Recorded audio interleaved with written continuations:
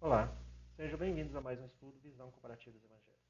Eu sou o Elton Lima e hoje vamos refletir sobre a importante advertência de Jesus sobre a inconstância e hipocrisia de sua geração, conforme relatado em Mateus, capítulo 11, versículos 16 a 19.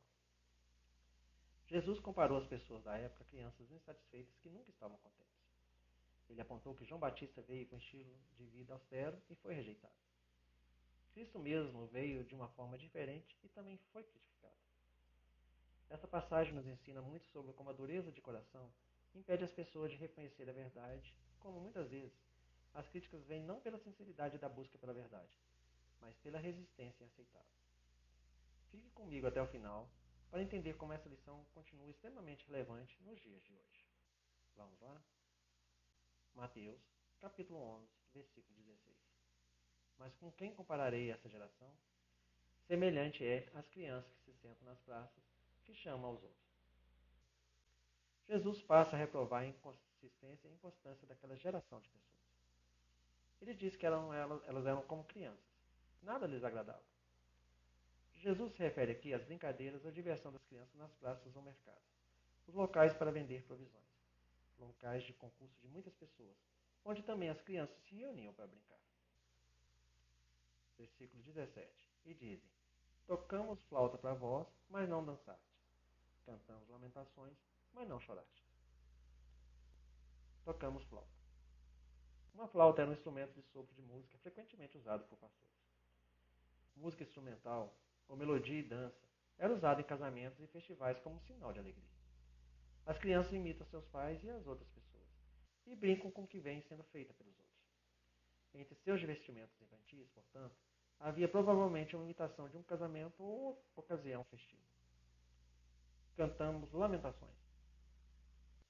Os funerais eram assistidos com música triste, lamentação e choro.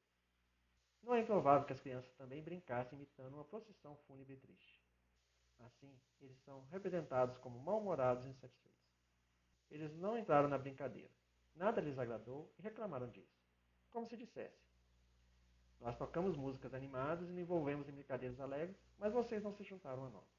E depois brincamos com passatempos diferentes e imitamos o luto nos funerais. E vocês ficaram igualmente mal-humorados. Vocês não brincaram conosco. Nada lhes agrada. Versículo 18. Porque veio João, sem comer nem beber, e dizem: Ele tem demônio. Sem comer nem beber. Isto é, abster-se de alguns tipos de comida e vinho, como Nazireu. Isso não significa que ele não comia nada, mas que era notável pela abstinência.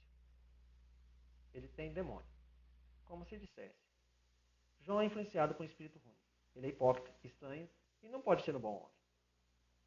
Jesus justifica a aplicação do provérbio no versículo anterior aos fariseus, observando que a sabedoria divina havia tentado todos os métodos adequados para convertê-los, mas em vão, pois antes de tudo, João Batista foi enviado a eles, na severa dignidade de seus profetas antigos, de modo que era natural pensar que eles o referenciavam. No entanto, eles o rejeitaram completamente. Tal, ao que parece, era o orgulho e a malícia dos fariseus, que quando encontraram suas próprias mortificações ostensivas e hipócritas, totalmente eclipsadas pelas verdadeiras austeridades da vida desse outro, santo homem, afirmaram com desprezo que sua vida no deserto, sua renúncia à companhia dos homens, a grosseria de suas roupas, a abstinência de sua dieta, com as outras severidades que ele praticava, foram todos os feitos de loucura, fanatismo religioso e ação diabólica. Versículo 19. Veio o filho do homem que come e bebe e diz: Eis aqui um homem comilão e beberrão, amigo de publicanos e pecadores. Mas a sabedoria prova-se justa por meio de suas obras. Veio o filho do homem que come e bebe. Isto é, vivendo como os outros, indo aonde quer que fosse convidado a comer um pedaço de pão, e não observando rígidos jejuns, não praticando austeridade. E acusa-no de gostar de excesso e de procurar a companhia dos ímpios. Comilão. Uma pessoa dada à ingestão excessiva. Quaisquer que sejam as medidas que os seguidores de Deus possam tomar, elas não escaparão da censura do mundo. O melhor caminho é não se preocupar com elas. A iniquidade, estando sempre pronta para se opor e contradizer a conduta divina, muitas vezes se contradiz e se expõe. Beberrão. Quem bebe muito vinho? Jesus, sem dúvida, viveu de acordo com os costumes gerais do povo de seu tempo. Ele não se separou como Nazireu. Ele não praticava severas austeridades. Ele comeu o que era comum e bebeu o que era comum. Como o vinho era um artigo comum de bebida entre as pessoas, Jesus com certeza bebeu. Ninguém deve citar essa passagem como exemplo, de qualquer forma, a favor de fazer excesso do uso da bebida, conforme outras passagens do Novo Testamento nos orientam. A sabedoria prova-se justa por meio de suas obras. Ou, os filhos da sabedoria são os sábios. Ou seja, aqueles que entendem. Jesus diz que, embora essa geração de fariseus e procuradores de falhas não apreciasse a conduta de João, nem a de si mesmo, os sábios, os sinceros, aqueles que entendiam as razões de sua conduta, aprovariam e fariam justiça a ela. Aqueles que seguem os ditames da verdadeira sabedoria sempre justificam, apontam como excelente as máximas sagradas pelas quais são guiados, pois encontram a maneira agradável, o caminho e a paz. Os filhos da verdadeira sabedoria podem justificar todos os caminhos de Deus em sua salvação, pois sabem que todas as dispensações da providência trabalham juntas para o bem daqueles que amam e temem a Deus. Assim, disse Jesus, é essa geração de pessoas. Jesus chama a atenção de que João veio de uma maneira, abstendo-se como Nazireu, e os judeus não ficaram satisfeitos com ele. Jesus, o Filho do Homem, veio de uma maneira diferente, não praticando austeridade, mas vivendo como outras pessoas. E os judeus, então, igualmente ficaram insatisfeitos.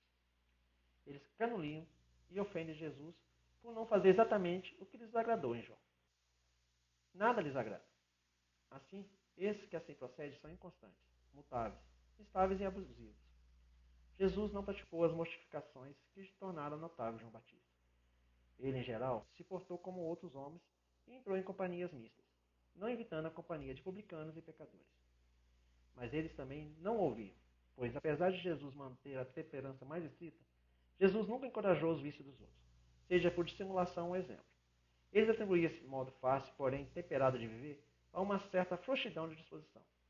Mas a sabedoria é justificada por seus filhos.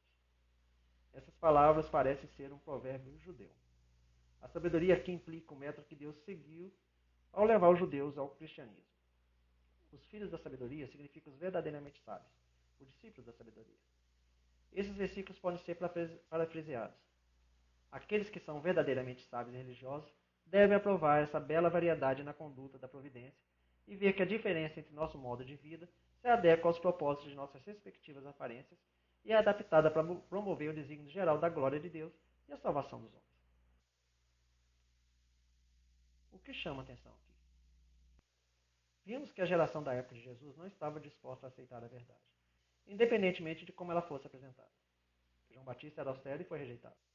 Jesus se aproximava das pessoas e também foi criticado. Isso nos leva a refletir. Será que estamos realmente abertos à verdade de Deus ou estamos buscando justificativas para rejeitá-la? Jesus encerra essa passagem dizendo que a sabedoria é justificada por suas obras. Em outras palavras, a verdade se sustenta por si só, independentemente da opinião das pessoas. Se esse estudo fez sentido para você, curta, compartilhe e se inscreva no canal para continuar acompanhando a nossa série Visão Comparativa dos Evangelhos. Nos vemos no próximo vídeo. Até lá!